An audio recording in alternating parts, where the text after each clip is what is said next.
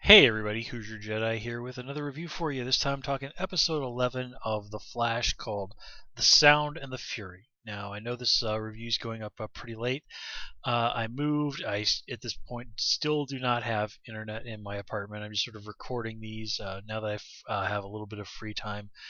In fact, the new episode of Flash is probably airing right about now as I'm recording this, so it's going to be a little while before I get to see that. So anyway, let's just kind of get right into the things. And this episode does, I suppose, four main things. So one of them is to sort of continue the story of Joe developing a suspicion about that Harrison Wells is not exactly who he seems to be. And you kind of have to wonder, well, which Reverse Flash was it that threatened to harm Iris? Was it Wells, or was it whoever the other Reverse Flash might be? I kind of get the impression it was the other Reverse Flash, but you never know. That's just sort of my gut reaction to the whole situation.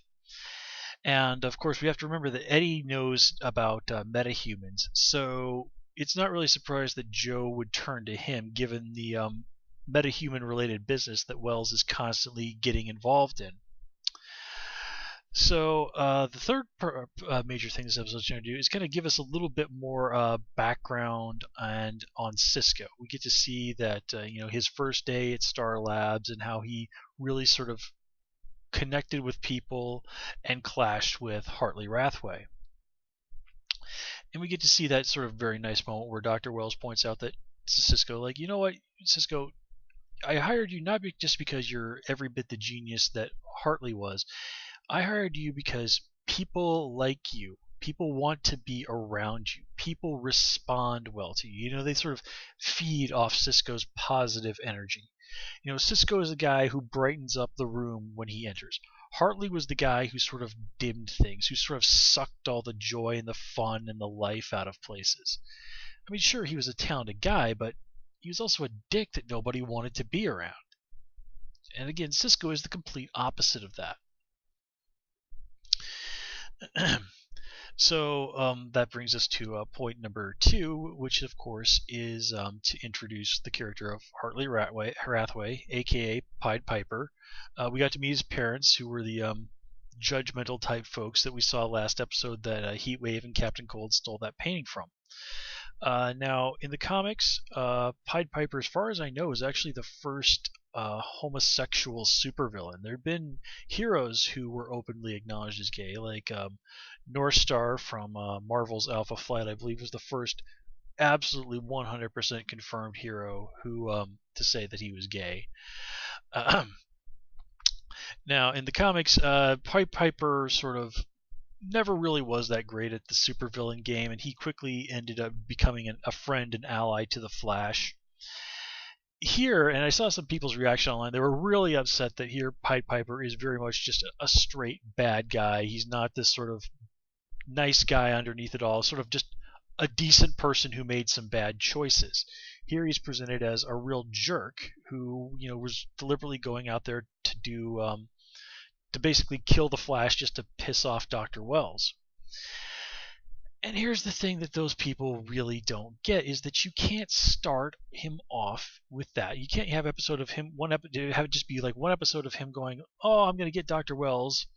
And it's like, "Oh, I've seen the error of my ways. Hey, Flash, let's be buddies." Like, no, you can't have that. It's like with Oliver Queen over on Arrow, where he starts off with this guy who's just like totally cool with snapping people's necks and all of this. And then over the course of the seasons, we grow and he realizes, it's like, no, I can't go around and be a killer. I need to, put on a mask and, So the whole thing is him continuously evolving towards being the character of Green Arrow that we know. And so if you want Hartley to have somewhere to go on his journey as a character, you need to start him off someplace that's very different than where he's going to end up.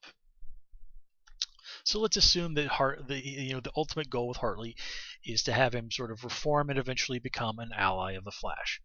Well, if you want that to happen, again, you have to start him really far away from that. That has to be a journey, a goal that I guess I don't even know if I want to say exactly reward, but you understand what I'm saying, that he has to work and earn and towards and earn. And so by having him be a bad guy who sort of starts out trying to murder the Flash, well, that's about as far away from being his friend and ally as you could ever hope to be.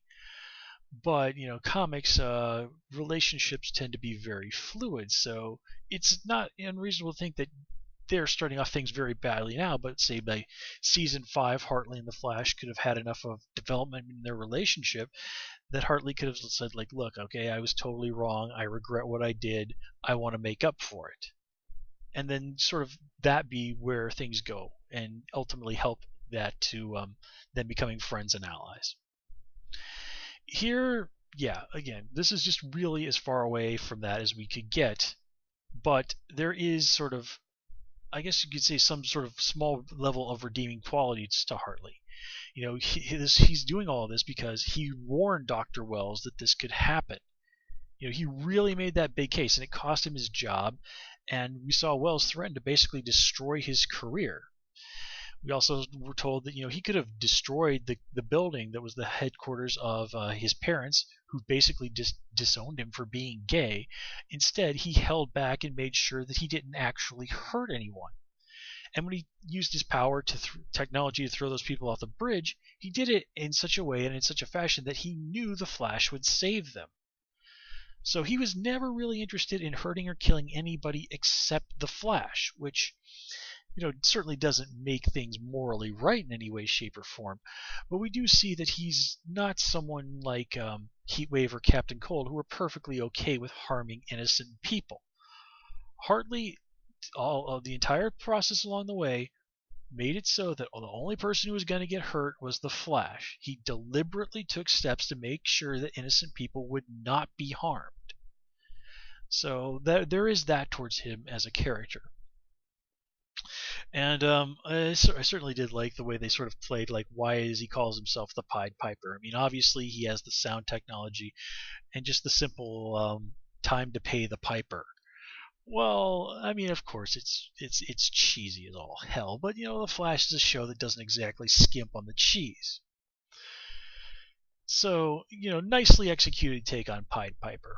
And I've seen people online actually speculating whether or not Hartley's technology might be a way for Cisco to sort of eventually maybe opening the door to him becoming the hero Vibe, which is his counterpart in the comics, who did indeed have sort of sound and who had vibration-based powers, as perverted as that might sound, but you know what I mean.